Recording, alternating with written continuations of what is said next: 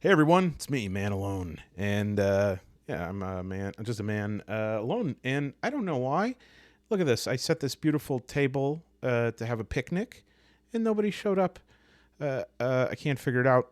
I don't know. I can't imagine why. It could be the fact that the best thing that happened to me this month is that I got this stat tracker so that I could track HP, and I got it on clearance. It was normally $3.99, and I got it for $2.99 because somebody ripped off the first page. But I don't need that page. I'm fine with 49 of them. We're going to be talking Coriolis Quickstart Guide, which was sent out by Free League to those who kickstarted the new campaign, The Great Dark, that they have. They sent out a Quickstart Guide for PDF, and they're accepting sort of like feedback on it. So I thought we'd scroll through it. I definitely don't want to spoil the whole thing, but I thought we'd give it a look. I don't know anything about Coriolis other than it's Free League. That I've been interested in diving into a more built-out sci-fi setting. I've played a lot of Death in Space and Mothership, and those are like two of my favorite games. But I've wanted to play Alien RPG, but as I've said before, I have some hangups about playing in a predetermined IP. And so when they announced Coriolis, I thought, hey, let's give it a shot. Let's look at what this universe looks like. Could be cool, could not be, but one thing's for certain, the hat on the front cover, if they included the hat in the Kickstarter, I'd probably do $7,000. I'd do $7,000 for that. But before we do that, I just want to, publicly hold myself accountable for this right here, which is Vaesen, this Nordic role-playing game, also from Free League. I look at this thing all the time, and I've had this for now almost 2 years, and I haven't played it, and I'm ashamed of that because I think it's beautiful. And I'll tell you some of the hangups I have on this really quick. I'm sure it'll only take about two hours. I just I'm worried about a mystery TTRPG and the balance of it. And I know that the art is incredible. I mean, just look at this. Ugh. I'm curious if any of you have experience playing this and like what it's like. Does this work well? Does the clues system and stuff work well? Is the combat fun? Do you feel like you're able to do long campaigns? Because I do feel like there's a lot of IPs, and Free League is actually... I do see this happen quite a bit with Free League just because their materials are so beautiful that I think a lot of people buy them and they're not even sure they want to play them, which I think is totally fine and cool and good for Free League. You should make quality stuff. But I see a lot of like one-shots for Free League stuff, and I don't see as many long-term campaigns. I know that they're out there. Like, obviously, there's people playing Merkborg and Dragonbane long-term campaigns, and I'm sure all kinds of other things, but... I'm curious if anyone has played like a campaign of Vaesen. Does it work? Can you do that? Especially if there's like a mystery or something. Like if you solve that, are you like, all right, now another mystery? But yeah, I do want to play. I mean, how do you not play a game with that? There's a solo module for it, Tuesday's Child. It's like 10 to 11 pages. They also have like a new I guess it's like an adventure book or an edition. So I really do need to play this. But if anyone has experience with this, let me know. Let me know what the vibe is on that. Okay. Yeah, so let's take a look at Coriolis. In a way, this is an unboxing, which is ridiculous to say. I'm not going to put that in the title because, occasionally I do get some feedback about titles and they're misleading, and I don't want to mislead, and so it's because the box is only digital, but I've never looked at this. Truly, I've never looked at this, and so and I've never played Coriolis. All I know is it's like what happens when your toilet flushes, and so on one sense it'll be new to me and I can kind of react to some of the things in here, but on the other hand, I don't have a sense of what things are right off the bat. And so it might take a little longer for me to understand them. And such as right here, we have a quote from Captain Arfam Nago of the vessel Darsaban upon reaching Jumua. At last, blessed by our forefathers, we have reached the end of our journey. Very good. Some sort of symbol here. All right. I want to read this first paragraph. Again, I don't want to do anything ever to eat into Free League's profit margins or anything like that. So I don't want to just be giving away Quickstart. But this is a Quickstart guide. I think they're looking for feedback on it. But even so, I'm not going to stop everywhere. We'll scroll through and take a look at some things. But this first paragraph, at the edge of known space, the survivors of a dying civilization have made their haven. In a hollowed out asteroid they've named Ship City, the brave and the foolish are plotting their next venture into the great dark, arguing about what secrets lay hiding in dark space, praying for a brighter future, bragging and backstabbing to get on board the next great ship expedition into the unknown.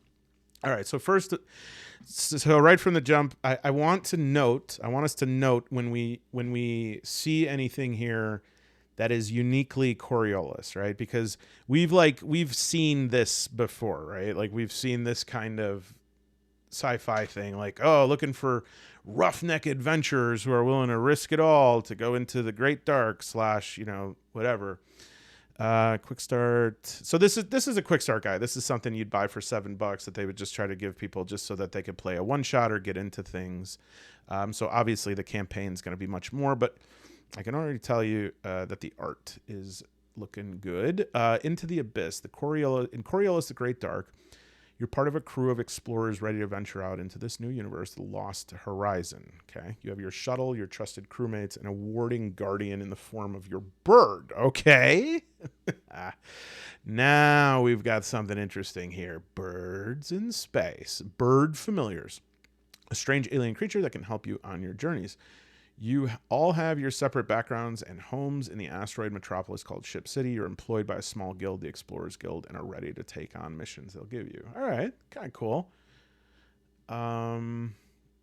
Diaspora. Once upon a time, disparate group of people left a part of the universe called the Third Horizon their home. They called themselves a diaspora. This is kind of interesting. I'm not insinuating there's any ripoff here or anything, but there is a little bit of a similar thing here with Starforge, where it takes place in the Forge, where people had to leave part of, I think, the Milky Way and go to this other nutrient dense part of the galaxy just to find refuge there. And in fact, it kind of reminds me a little bit of Leagues of Votan from 40K. So these diaspora, they're fleeing the universe at war, setting their course towards a faint signal, a beacon from their legendary and long-lost generation ship, Nadir. They set course with the hope that, however futile it seemed, Nadir could somehow bring salvation to them all. The voyage of the diaspora was long and arduous and almost tore their fleet apart, and it was a considerably diminished fleet that finally arrived at a lone system in unknown space. They named the system Jumwa and rejoiced that their trials were at an end. And then the signal went silent. Heard this one before? Can I get every alien?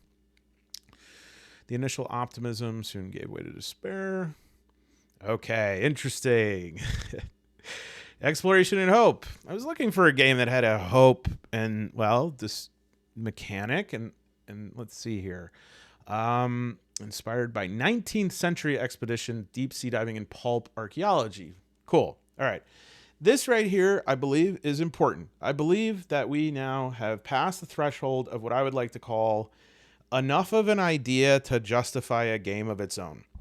This does not apply to everybody, but if you are a company that has considerable means, I think that, and you have some track record of publishing, I think it is in some way the responsibility to the consumer, or maybe it's just a good idea, to ask yourself, is there enough unique about this game to justify its existence, or can what is happening in this game happen in another game? And right now, I think we are seeing here what the idea is here. Okay, so we have this deep space exploration, but it's actually taking on the tone of these pulp deep sea diving archaeology and expeditions in the style of, I'm sure, 10,000 Leagues Under the Sea or something.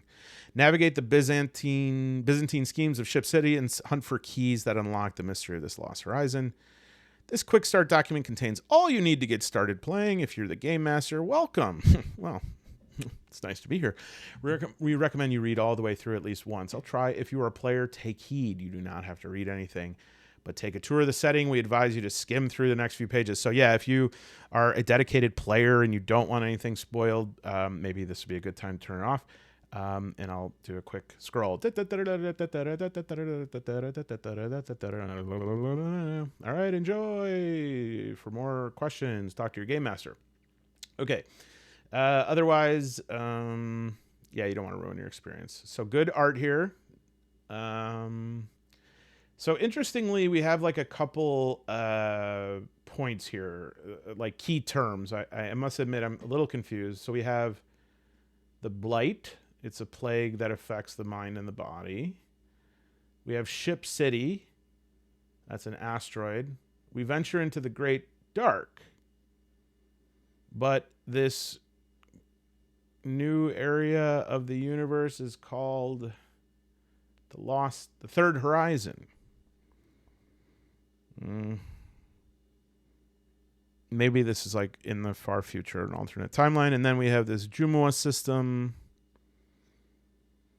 Okay, the initial optimism soon gave way to despair, reading bottom right. The Jumua was a barren expanse, its vast emptiness broken only by a scattering of asteroids.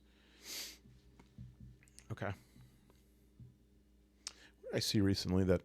Oh, yeah, there's the interstitial scenes in Interstellar, the planets before the final one, but where else is it that they... Oh, Battlestar Galactica, the 2005 one where they land on that, like, kind of shitty planet where it's like 37 degrees Fahrenheit, like 1 or 2, I guess, Celsius all the time. And they're like, okay, well, it's not Earth, but maybe this will be fine. And they're there for like a season. Great show. So they make a temporary settlement and called Ship City. Or the Ship City of Coriolis, the Eternal, and Jumua, the first and last. Oh, okay. The Ship City of Coriolis, the Eternal, and Jumua, the first and last, as the tongue-rolling official name is. Okay. All right, so I'm guessing that Ship City is where a lot of the player development dialogue is going to take place, and then you're kind of going to go out on these expeditions. And so they thought they're stuck in the Jumua system, but then they found this slipstream phenomenon. Okay, so this is going to be some sort of like warp MacGuffin or warp mechanic that's just like... And then the warp, which I'm totally okay with. In fact, I prefer that when science fiction does that, unless it's hard science fiction. If I'm... man, can you imagine a 3-body problem tabletop RPG where it's like, okay, roll the D 1.7 E 10 to the negative 5th sided die. You have to like calculate your HP in scientific notation. Okay, often called the River of the Stars, the slipstream offers a way of travel far surpassing the speed of traditional... Yeah, okay. This is the warp. Navigating this celestial current comes with its challenges.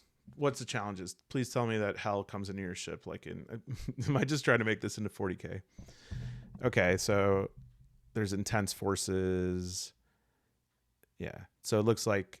Okay, all right. They managed a way to master the stream, the great ships. Built to withstand the punishment that the unstable slipstream dishes out, the great ships are the pride of Ship City. Few in number and enormously expensive, great ships are the largest vessels constructed by Ship City people, often owned by a consortium. So they make these great ships that are just more durable to go through the slipstream. All right, so yeah, I'm not going to belabor this. We have the ruins, we have the blight. It looks like a mystery there. The birds. So the blight, the Garuda, constructs, automatons, creatures, depending on the frame of thought, were encountered in the ruins. They thought they were pets. And they had strange abilities that mitigated the effects of the blight. So that's kind of an interesting way to get a familiar near you. It's like, I have to keep my bird here so that I don't get sick. Really good art. Guilds, other factions, Navigators Guild. I don't mind. I don't mind when somebody pulls Frank Herbert into their story. It's a good choice. There's nothing new under the sun. Erasmus de Copia. We're all kind of stealing, borrowing, copying. If you're going to steal, borrow, copy, do it from the best. Let's get a Navigators Guild. The Gardeners Guild. See, I like this. This is good world building here. I like lesser factions. Explorers Guild. All right, so that's probably what you're in. All right, let's take a look. I'm betting this is what year 0 rules.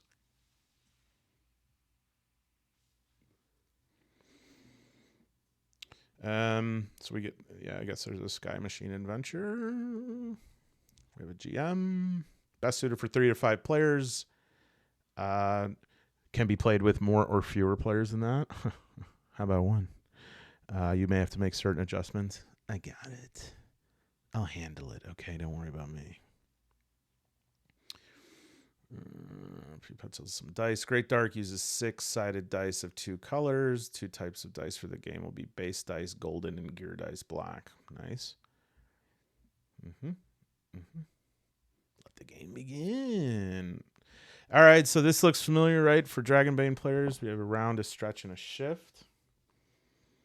And I'm just checking in the Dragonbane book right now to see. I'm wondering if this is like the exact same amount of time that they use.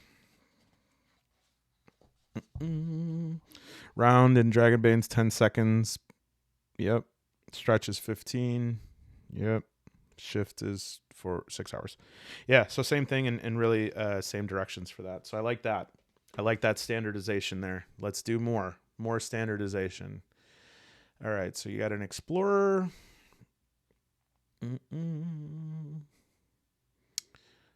Looks like we have strength, agility, logic, perception, insight, empathy, health, hope, and heart. To measure how much trauma you can take, the game uses 3 numeric ratings: health, hope, and heart. What is so hope is tied to logic and empathy. Hope's degraded by despair. Heart's degraded by blight. So heart's kind of like constitution. Hope is kind of like sanity, and then health is health. So talents, usually when there's talents in a game, those are special skills above and beyond the skill set, usually unique to your player character. Talents that give you bonus dice. Yep. Let's take a look at that. Talents describe special skills and traits, and as such can be used with different attributes up to the GM. Yeah. This is probably, if you're playing other Free League games, this is looking familiar. Quirk's a peculiar aspect of the explorer's character, which help you play out their habits. Weapons at hand. Oh, okay. Here we go. The bird. Your crew is not whole without its bird. Some crews don't trust the critters, but those ones won't be out there for long. The blight will probably get them sooner or later. Birds come in many forms. The bird has health and energy level. When the latter decides how much it can use its ability. So this is cool. You have like a pet companion with you the whole time. I like that. Ammunition. That is something that does not get tracked in Dragonbane. Let's see. You do not have to count every bullet you're carrying. Instead, you count magazines. Same shit in Dragonbane. You count quivers. Cool. Okay, I'm kind of pumped about this now. And then we have this. This is, I think, a picture from the Met Gala. And let's see here. Tiny, over encumbered, carrying others. How much to pack? Good. Yeah, so I guess like you prep for a delve and then go out. Dig it. All right. So we're going to do push here. We're going to have, we got pushing your roll. So let's see. We have gold. You have base dice. If you have the right tools, you also get gear dice. Then roll the dice. For your action to succeed, you must roll at least 1/6. If not, your action fails. If you roll more than 1/6, you perform your action exponentially well. Interesting. So it must be that, like, depending on how hard it is, that's how many D6s you get, and you got to roll at least 1/6. And if you want like a crit, you roll more than 1/6. Interesting. What else is like that? I don't love that. I don't love that. Like it to me, that feels binary. I maybe I'm being hard on it. I do like dice pools. I'm wondering how that. I haven't played a game like that in a while. I'm trying to think. Well, I guess what mutant.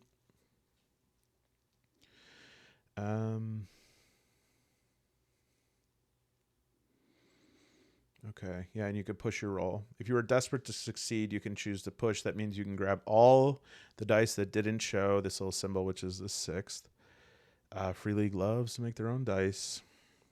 Usually you would only push a roll if you failed it, although you can push your roll even if you rolled one or more in the first roll to get more sixes to increase the effect. Okay. Cool. So it looks like we're doing a dice pool.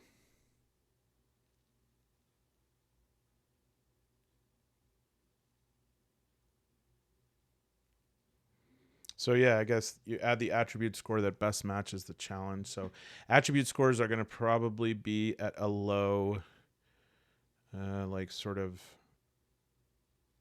multiple, maybe 1, 2, or 3. We have equipment breakdown, repairing. We have opposed rolls. We have helping rolls, group rolls. Are there group rolls in DB? I don't think there are. Please excuse me. I know there's opposed. I know there are group rolls. And couldn't they be put in? Because that's kind of interesting. I don't see any group rolls. Opposed rolls are on 33.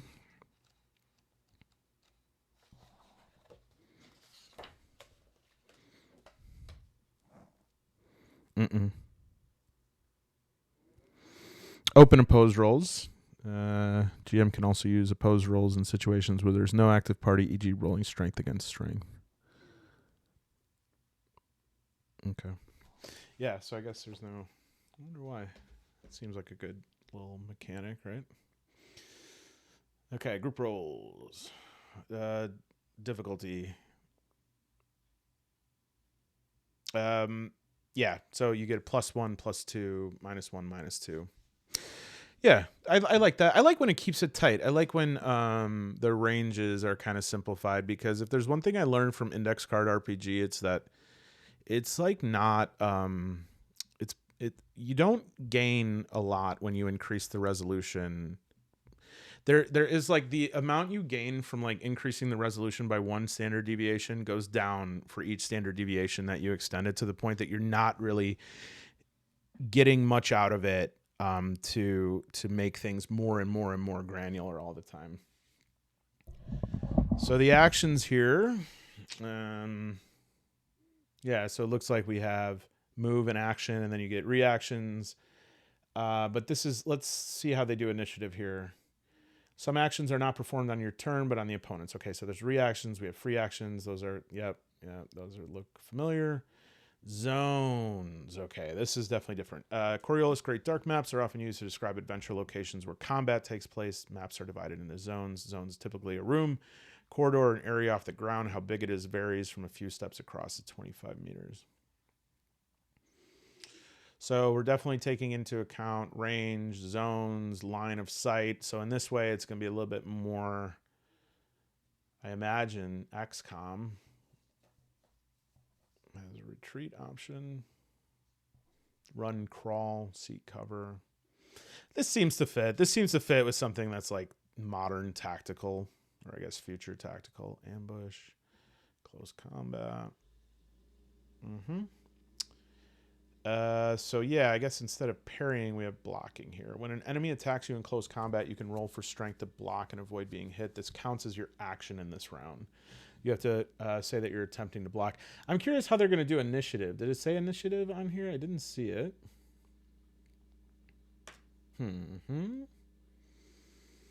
Nothing yet. How's everyone feeling about Dragon Maiden's card initiative? Do we want to see that in more games, or are we good with just rolling? Yeah, so this I would have to pick apart. We have aimed, firing, range attacks. Using a weapon will greatly improve your effectiveness. So we have all these different modifiers for weapons here. Grip, bonus, damage, crit threshold, range, features. Broken by damage.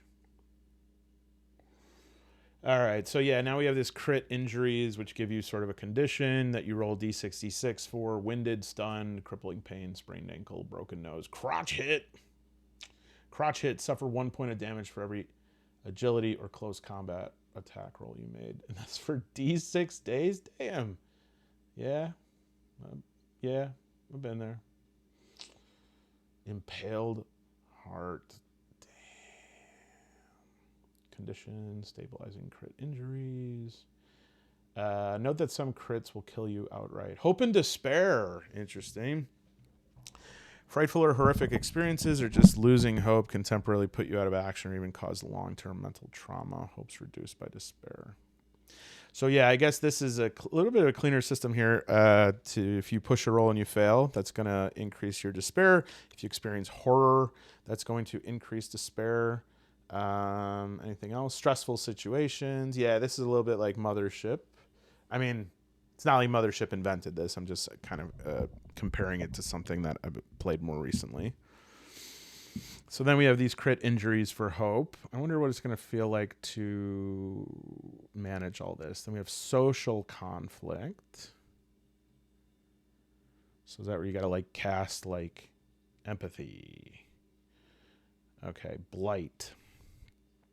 Delving is not something for the unprepared or weak of mind. Blight will reduce your heart. You can get exposed to the blight in many situations on a delve. So, yeah, I imagine this is just like kind of a clock, right? I mean, or like a poison condition clock that you go in this delve and it adds this other factor of urgency to it so that you got to get in and get out.